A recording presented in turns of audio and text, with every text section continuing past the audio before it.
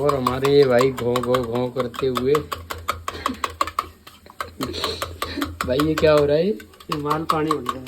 घो घो घो घो। Top top top top.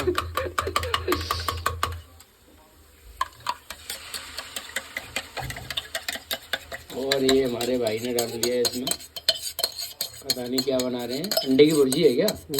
हाँ जी, अंडे की भुर्जी। पता नहीं टेस्टी होगी या नहीं, लेकिन बन रही है इतना पता है। देखते हैं क्या रिजल्ट निकलता है इसका।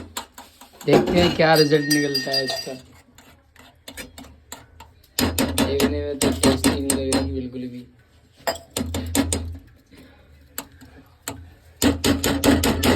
भाई ऐसे ही करते रहोगे अब? कुछ आगे प्रोसेस भी है इसका? प्रोसेस ये है, खाओ फिर बात करो। अच्छा, फिर बात करें।